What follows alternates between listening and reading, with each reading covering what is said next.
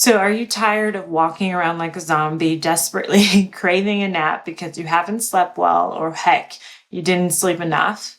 In this week's podcast, you're going to learn how to go from sleep deprived to sleeping beauty. By the end of this podcast, you're going to know how to fall asleep easily. You're going to know how to stop waking up in the middle of the night, and you're going to know how to quickly get back to sleep if you do wake up. I'm giving you all the sleep tips for busy women like you so that you can maintain a sustainable hustle. So Jojo Jensen said, without sleep, we all become tall 2-year-olds. And I couldn't agree more, especially as a mom of a 2-year-old. I know exactly how cranky they can get. So many people equate ambition to sleepless nights and burnouts, but not getting sufficient sleep actually works against you and not for you. I cringe when I hear entrepreneurs brag about how little sleep they get. If only they knew the price they're paying for sleep deprivation. After all, what is career success worth if you don't have your health and wellness? So I want to give you guys some of the effects of inefficient sleep. So a side effect of inefficient sleep could be word finding difficulty, so trouble finding your words, like that tip of the tongue phenomenon. It could also be problems with attention, concentration, and memory. Insufficient sleep can increase your risk of things like Alzheimer's and any other dementia disorders. It can increase your cardiovascular risk for things like heart disease, heart attack, and stroke. It also can contribute to depression, and it can shorten your life expectancy. So that is a lot that really comes with the effects of not getting enough sleep that I want you guys to know about. It's a really serious issue. And you may be in the situation where you know that poor sleep is hurting you, but you struggle to get quality sleep. And if this is you, trust me, you aren't alone. Adults between 18 and 64 need 7 to 9 hours of sleep per night, and adults over 65 need 7 to 8. However, a recent study found that 32% of working adults reported sleeping 6 or fewer hours per night. And women have a lifetime risk of insomnia that is as much as 40% higher than that of men. So it's my goal in this podcast to offer you tangible tips to help you if you're one of the many folks that are struggling with poor sleep. And before sharing these tips, I would like to validate and honor those in seasons that optimal sleep is just not an option right now. So whether you're a new mom or pulling all-nighters from a non-negotiable project at work, or you might even be caring for a loved one that requires you to stay up all night. Whatever the reason, I want to acknowledge that there are many, many times in life when these tips are just not possible, and I know that. And in those seasons, I would encourage you to offer yourself grace, offer yourself some compassion, and as many naps as you can get in during the day. I often share stories from my postpartum journey because it was one of those few life situations that forcefully made me slow down. And lack of sleep after having both kids was certainly a large factor in my desire to take things a lot slower. So I certainly get it. Also, in full transparency, I don't always adhere to all these tips. I try to, and I have pretty good habits when it comes to sleep, but there are times when I just don't need to pay attention to it as much, and I don't do everything. Like I might watch TV before I go to bed or something like that.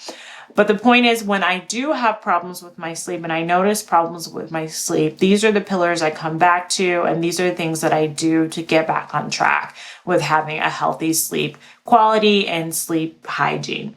Okay, with that said, let's jump right into these sleep tips. The first thing I want to talk to you about is how to fall asleep easily. And I'm going to do this with you in 3 different ways. I'm going to talk about troubleshooting your sleep problems, sleep hygiene, and then I'm going to give you some tips and tricks to fall asleep quickly.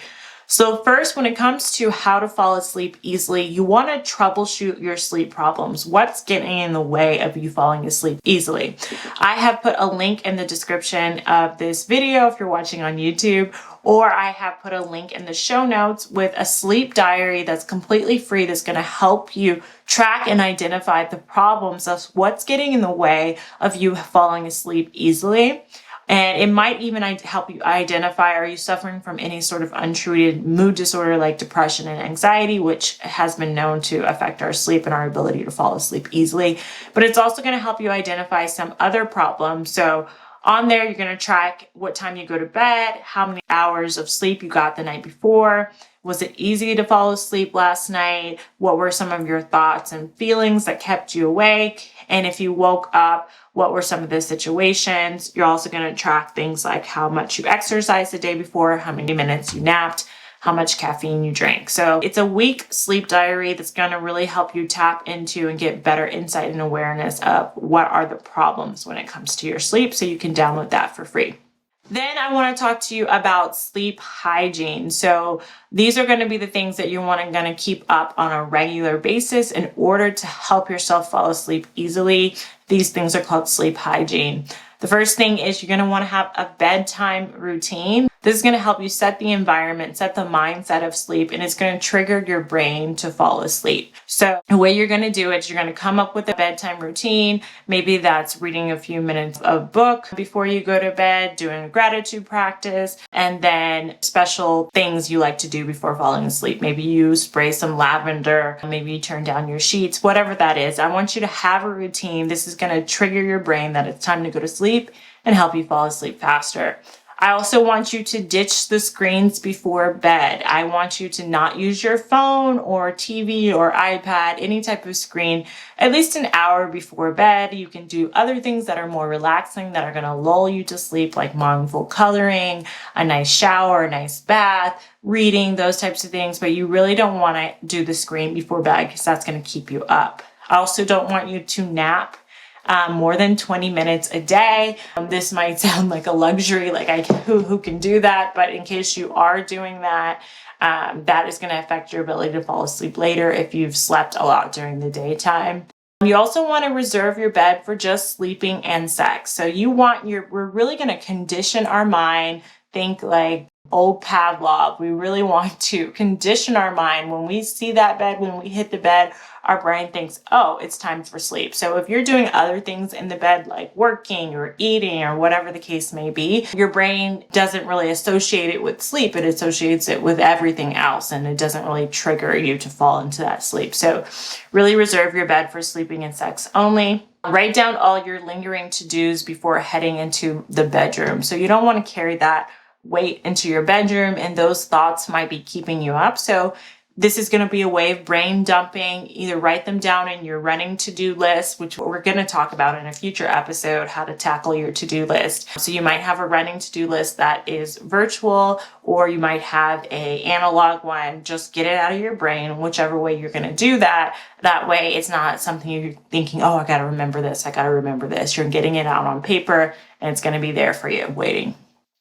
Another thing that is an important part of sleep hygiene is regular exercise and movement. So we really want to drain our battery all the way out. That way we can fill it up nice. So if you think of like a computer battery, you don't want to try to charge it before it's run all the way out all the time, because then it doesn't really work as properly. And we're just like that. You want to really drain ourselves out with some exercise, with some movement, get ourselves tired. This is going to help you fall asleep a lot easier. And then you want to get out of the bed after 20 minutes if you're not falling asleep, if you're not getting sleepy. Again, we want to train our bed that our bed is for sleeping, not for tossing and turning. So if you're staying in the bed longer than 20 minutes, it sends wrong signals to our brain. So if you're having trouble getting to sleep, get out of bed and try again. You can go do something that's not going to wake you up and then try again.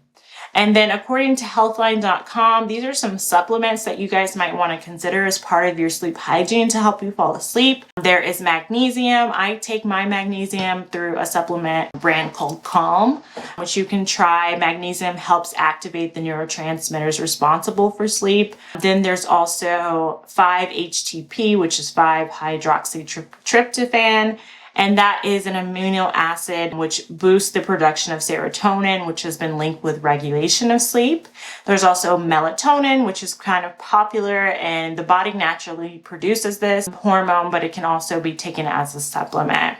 And then there's L-theanine, which is, I think, how you pronounce it. It's another amino acid that they recommend that has sedative properties, as well as GABA, G-A-B-A, which is a compound produced in our brain. It inhibits certain transmitters and may help the central nervous system relax. So those might be some supplements that you may consider as part of your sleep hygiene.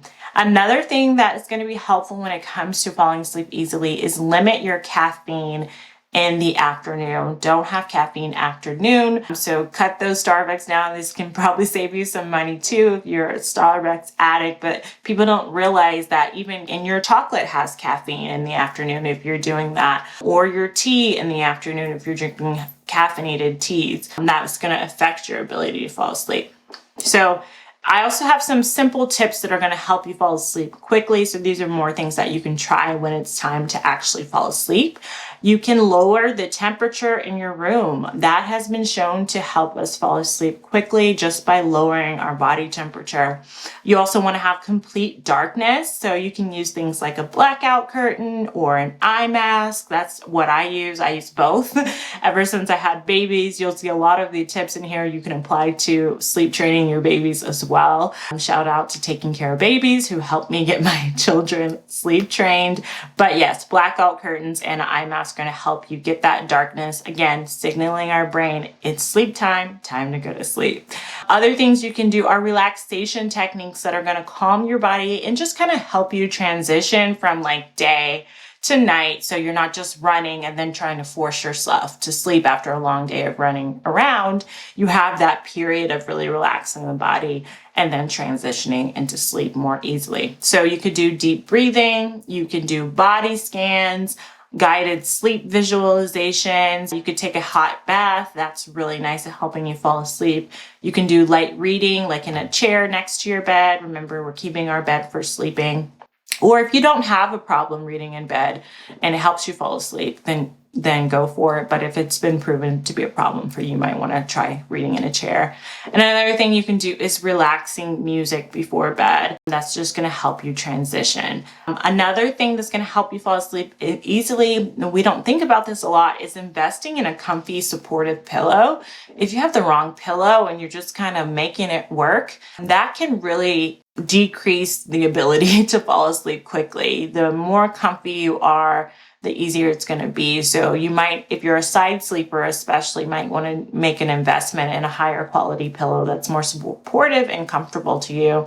Along with that, you just want to be comfortable in general. So make sure that you're tying your hair up, especially for us Black women. That could be something that you're probably already doing, but doing it in a comfortable way so that it's not something that you're kind of just bearing through. That can affect your sleep in ways you really don't consider. Tying your hair up, comfortable clothes, not too tight clothes.